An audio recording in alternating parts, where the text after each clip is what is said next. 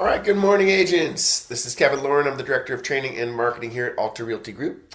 And today we are going to be joined by Bill Seitz and Raquel Bauer from Legacy Escrow. And we're going to go over a lot of different things that happen with the funding of loans, the way things happen, disbursements. A lot of agents don't know exactly how that works. And so it's a very technical thing that it's very important to understand. So, Bill, how are we doing today? Good morning, Kevin. Good morning, Bill. Welcome Good back. morning. Good morning, everybody. Yeah, I'm back. Spent a whirlwind week down in Barbados, and for those of you have ever been there or know where it is, it's actually a island pretty much at the bottom of the Caribbean. I actually technically don't even know if it's part of the Caribbean Sea, but it is just north of Venezuela and just above Curacao and Tobago. Was it Tobago? And I don't know, Kevin, you're a geography Yeah, expert. Trinidad and Tobago. Yeah, there you go. See if I can count on you. Oh yeah, baby. Fun fact, when Kevin and I were in elementary school, we had this like pre-test. It was like, okay, what do you know about geography? So all the kids had to take the test and figure out where their knowledge level was in all the different countries. And I think Kevin was the only one in both sixth grade classes or fourth grade, whatever it was, that got 100%. So I can always rely on Kevin for, I can't believe you remember that. hey, certain things stick out in my mind, right? Yeah, that was good. Yeah, I didn't have to take geography for the whole year. Kevin was out in the common area doing his own thing. Yeah. But that's a funny story. So kudos to you for knowing your early geography. Oh yeah, I'm still a geography nerd, so Anyways, never I was left. down there for the every year, as you guys know, and I talk about it time to time. I've been involved with professional surfing for a long time. Kevin and I have been avid surfers since we were 9 years old. We've surfed all sorts of amateur and professional events, and we've grown up surfing around the world. And a lot of our mutual friendships is based around surfing. So I happen to still be involved in professional surfing. And this last week we had our championships down in Barbados, and it's a big qualifier for whoever goes on to the next world level. And a lot of these athletes are also competing to be on the Olympics for what is it, 2028. So, yeah, a lot of implications. It was fun. It was a quick whirlwind. It was not really a vacation. Fly red eye to Charlotte, Charlotte to Barbados. Next day, work 7 days straight, and get up at 4:30 in the morning and fly home on Monday. So here we are. Nice work, Bill. Still getting up at 4 in the morning because it's a 4 hour difference. So, but yeah, happy to be back, guys. I'm sorry I missed last week. Kevin, I heard you did a great job on your training so that is awesome. Yep, we had a good one. So a couple things to start to go through. I just want to welcome Liz Flores. She got her sign up completed, and I think she had a little delay because I think she got married. So Liz, if you're on this morning, congratulations on your wedding and your new chapter in life, and we're super happy to have you part of the Alta group. So welcome, Liz. I want to go through Kevin really quick, the financials. If you could pull up the Yeah, let me grab 10-year that. treasury, because I've been keeping an eye on that even while I was in another country. Oh yeah, here you go. So, interesting stuff going on as everyone is, if they follow the news at all, it seems to be in our face at all times, all days and all times. Obviously, there's a lot of geopolitical stuff going on in the Middle East, and that doesn't seem to be ending anytime soon. We hope it does, because it does have a impact on your business and my business and all of our businesses. Because if oil um, starts to go up, which it is, we'll be talking about inflationary things. And when inflation happens, guess what happens to interest rates? Interest rates tend to rise to combat inflation. The good news last week was, and Kevin, if you can scroll down a little bit, or maybe it's my screen, just scroll down a hair. Look at that. We got below 4%, and we've been talking about that. Um, we got down, 3.96 on the 10-year. That was really exciting last week because I was on out of town. I was watching that. I was going, wow, this is great. This is great news. This is exactly where we need it to be. And then unfortunately, we get into some grander geopolitical things. And I don't want to talk politics on this because it's not what this is about, but we definitely will keep an eye on this because this could have an impact in short-term and long-term rates. So hoping things calm down, hoping things are gonna just kind of subside here because we don't want oil going to $120 a barrel and inflation kicking in, prices of goods and services going up because that means interest rates will follow, and we don't want that.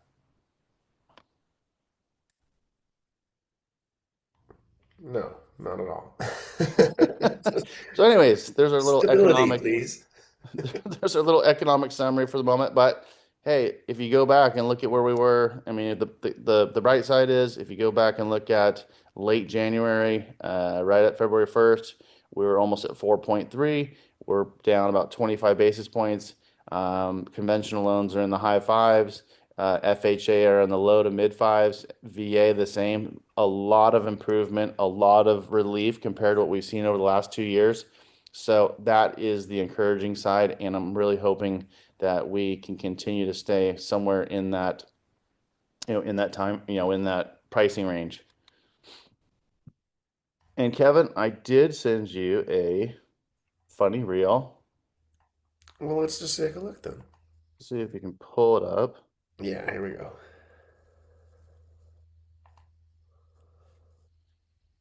Is there a chance? No, girl. No. Everything. Is there a Don't chance? ask. Is there a chance? No, girl. So, No. so just mute that there No. for Kevin. Leave that up though, because I want to read this, and I think this is important. Okay. And I read this morning because I usually do this the day before the webinar, but this gentleman, Roman the realtor, he says if you're an agent that can't even defend the fee they set, how are they supposed to defend your equity? There are tons of discount brokerages out there like Purple Bricks, Rex, and Open Door. Most have either failed or vanished. Why? Because cutting corners in real estate usually costs sellers way more than they save. I'm not a discount agent. My commission reflects over 13 years of experience, 900 plus homes sold, and results that speak for themselves. One of the highest list to sale price ratios in the MLS, consistently faster than average closings. You don't get that by underpricing your own value. If someone's pitching you a deal by charging less, ask what else they're doing less of. Discount agents cost more than full service ones every day of the week and twice on closing day. And I think that is so true. And it's always a good reminder that if you are perceived as a discount agent, it's probably likely that you're gonna skip out on maybe the marketing or doing something else because in some ways maybe you're in your mind you're giving the discount so you don't have to provide that full service. And you know, at Alta Realty Group, while the agents do make the majority of the revenue, there's really no reason to discount anything. And we talk about a lot, Kevin, right, with pictures and doing the things that, quality, marketing stuff that you talk about. Um, but also just, you know, making sure that you reflect that in your sales and your listing appointments, in talking to buyers, knowing your value, knowing what you bring to the table. Every once in a while, is there a case to make a concession? I think that's probably, that probably happens here and there. Um, but it's an important reminder to know your value and be confident in what you bring to the table in real estate. Yeah, you got to believe in yourself and believe in what you do, and that is what makes a true professional. And I really like that last sentence. Discount agents cost more than full service agents every day of the week and twice on closing days. It really is true. Um, Absolutely. so anyways, that was the funny one plus the plus the motivator. Absolutely. So before we bring Raquel on, I just wanted to remind you guys that it's a new month. It's March, and so I've put out our ARG monthly newsletter. So this is the one for this month, and you guys are allowed to use this in your marketing and in your social media. So, and the way if you don't, even if you don't have the Sierra interactive system, you can still just go to argca.co and you can go to the blog, which is right here. Click on the blog, and this pops up. Actually, all the blog posts pop up, but the first one is in the upper left. And you can highlight this, you can right click it, you can copy this, and then you can paste it into marketing. So on our Alta Facebook, you'll notice that we have this right here. And when you paste it, it does have a good graphic. It has this, nice image, and this is, and these are always really good reads, guys. So it's, what actually makes a listing stand out in 2026. So this is a great thing to send your sellers and tell them that this is the kind of things that we pay attention to, and this is the kind of stuff that we do. So I encourage you guys to please use these monthly blog posts. This is kind of the cornerstone of the ARG marketing philosophy, which is to provide great information to our clients for free and then follow up. And this is a reason to contact them and a reason to start those real estate conversations. Again, it takes on average 50 real estate conversations to lead to a deal. So this is the conduit for leading to those deals. So use them. They're there. They're not there just to be there. All right, go ahead, Bill. Yeah, no excuses, guys. I mean, this is something that I'm going to read. I will read this today. This is important. And, staying on the beat of, you know, marketing and our industry and all this stuff, this is already prepared for you. All you have to do is literally blast it out. It does not get any easier. Kevin's done the work for you. This is an absolute must, should be going out to your clientele once a month. So thank you, Kevin, for that reminder. Yeah, and whether you send it in a text, whether you send it in an email, whether you send it in a direct message on social media, it doesn't matter. But just get it out there. Send it. Or all the above. Or all of the above, exactly. Do it all. All right, so we are going to bring Raquel Bauer from Legacy Escrow on the line. I'm going to promote her to panelist. And Raquel, if you can accept that promotion and hop on, and there's lovely Raquel. And then you can just, there you go, unmute yourself. You're there. And good morning, Raquel. Good morning, gentlemen. Hey, Bill, did you see in Barbados Captain Jack Sparrow by any chance? I did not. I did not have time. I could not wait till I got cued in so I could ask that question for you. That's Good funny. morning. Good morning, everybody. And Liz, welcome aboard. I am your in-house escrow. Call me if you need anything. I'm here.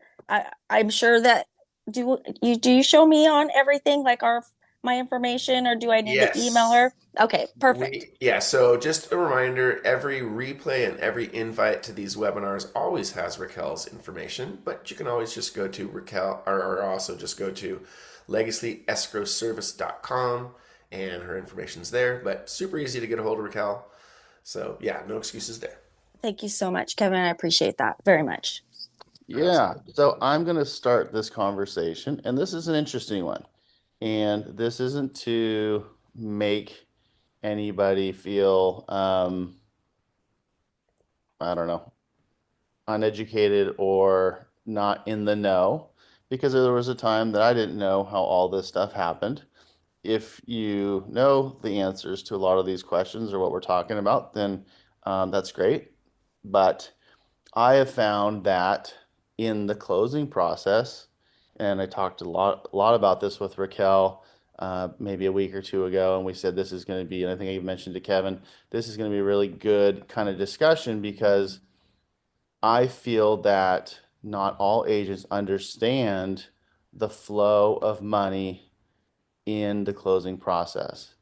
And there's several things that happen in the closing process that people have misconceptions on, and when disbursements are available, and all that good stuff. So what I want to do, Raquel, and don't answer this because you obviously know that's why you're on this webinar. No, and is it Kevin going to be the one that watches everybody to see who keys in first to the answer to your question?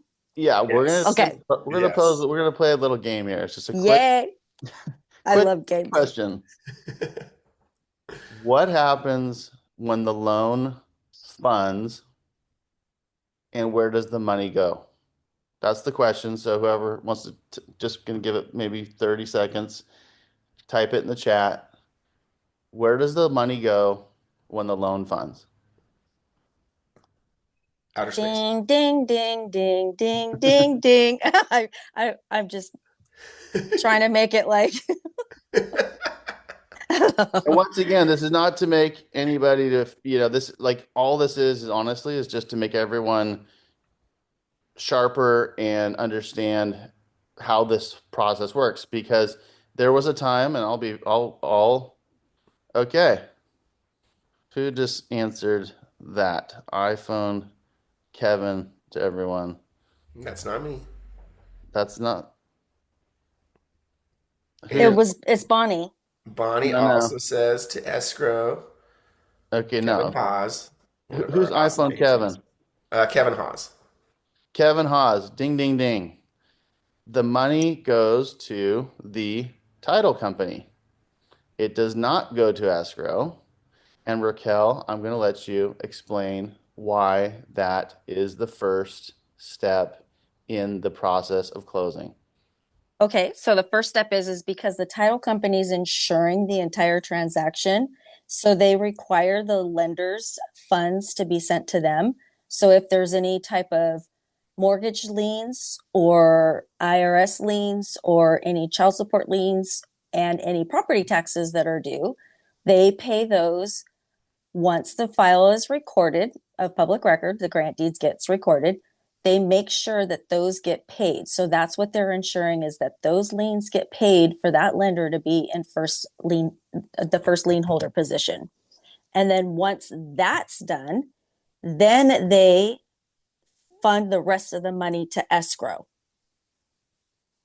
So I was one of those people, and that's okay if you are. Like that's the whole reason why we're having this conversation. Many years ago, and I actually worked at a bank for several years, but I thought the money went from, let's say, United Wholesale Funds alone. I thought it was funded to escrow, and then escrow went to the title company. But like Raquel said, and Kevin acknowledged, it goes to the title company first and foremost. And then once everything is taken care of on their behalf, and it is sent back to, for example, for Raquel and Legacy Escrow, right? I just call that the balance of the loan proceeds when I receive the money in from title, because that's what it is. It's the balance of those loan proceeds once title does whatever their payoffs, takes their own fees out, property taxes, so on and so forth. It's the balance of the loan proceeds that get sent to me from title. Okay, there we go. So now we've learned that the money from the bank or from the lender goes to title, and then the balance goes to escrow. So what happens when recording goes special in certain counties late in the afternoon?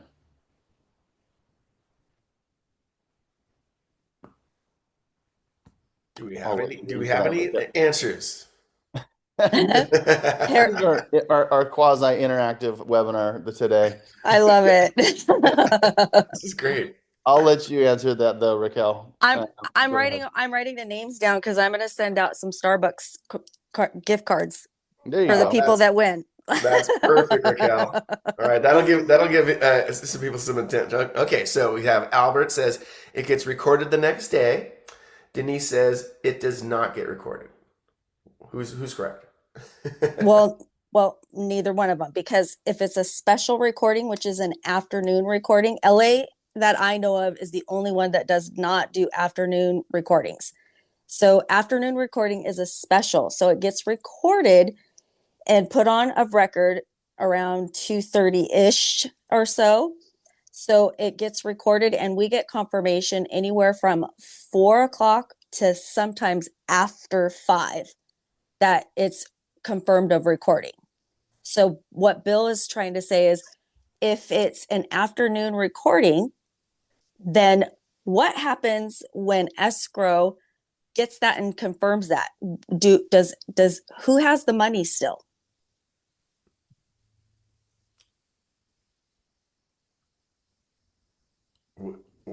And let me see. Oh, Okay, all right. Alexis says title. title. Alexis says title. That ding, ding, ding. You are Boom. correct. Nice work, Alexis. And the reason why they still have titles because we've passed the wire cutoff. Correct. I was waiting for you to say that, Bill. So while we can get these transactions closed, and some of these counties are easier than others, as Raquel mentioned, LA County being not one of the easier counties, there's just not enough time left in the day when they go special to get the money back to Raquel so she can disperse, do her accounting, and get out commissions and get out seller proceeds and it's et cetera, et cetera. So And the agent's commissions. yes, agent commissions, of course, is the most important thing for our agents.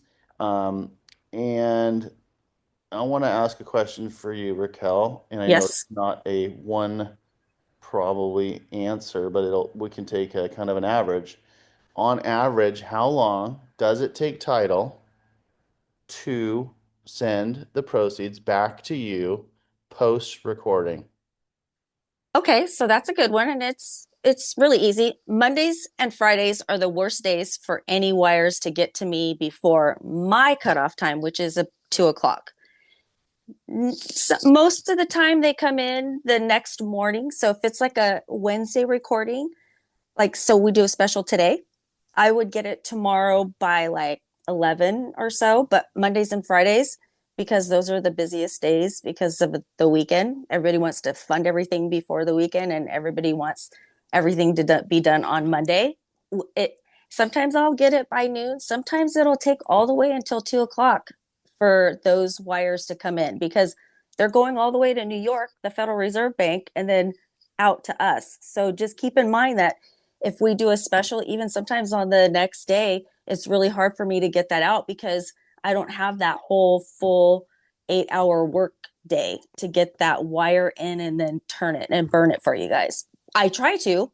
I have really good relationships with my title companies and I beg, plead, I send pizza to them and just say, can you get my stuff out so that I can get them to you? But it's hard to say that I'm going to get that wire at a certain time. So it's frustrating, I know, but once I get that money, then escrow can disperse their funds, which is everything in the file. Yeah, and just remember too, if this just so happens to be a Friday afternoon, obviously we can't, even if the CDA is prepared and the commission disbursement is already signed off, your file is completely done, we can't disperse that until Monday because Raquel doesn't have the money, Legacy doesn't have the money because it's recorded special late on a Friday. So, all this stuff is just really good reminder information for everybody. And if you didn't know this, that's great. Now you know.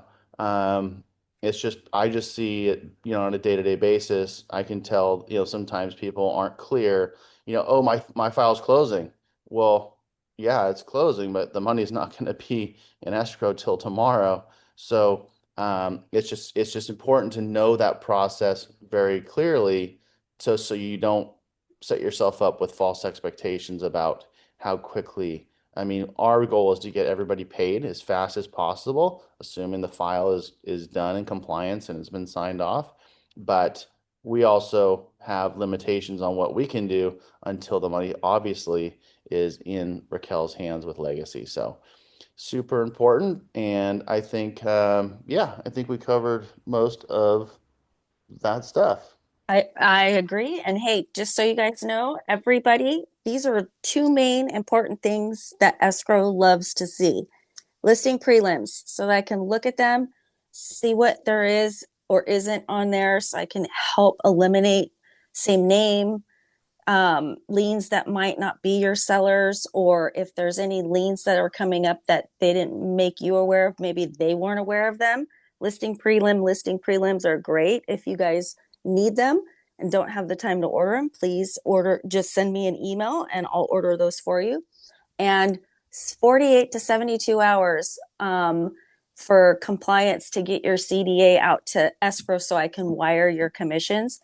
So even though we're closing on XYZ, say we're closing on Friday, get all your stuff in on your files in Sky Slope so that they can review them and have that to me by Friday. Those are the only two things that I feel are struggles with our files so that we can make you happy, make your sellers happy, and get you your money. Well said, Raquel. Thank you so much for coming on this morning. We appreciate it. And I think this has been formative for a lot of us. I loved it. Yeah, thank you, Raquel. And have a great day, everybody. yeah, Go out thanks, there Raquel. and go out there and sell. If you need me for seller net sheets or anything like that, just shoot me an email. I'm happy to help. Yeah, remember everybody, Raquel is a part of our team. So she is a resource for you. Don't forget it. Always utilize her. She's great to work with. Her. Everybody that works with her loves her. And so try it out. You'll love her too. Absolutely. Yeah, thanks, Raquel. We'll talk to you later. Okay. All right, Bill, thanks for your insight. Yep. Appreciate it. Agents, hope you guys learned a little something today, or if you didn't, maybe it was just a solidifier. So that also is beneficial. So with that said, thank you guys for joining us on the Wednesday webinar, and we look forward to having you guys next week. In that case, get out there, make it a great week and a productive week, and we'll see you guys next Wednesday. Bye-bye.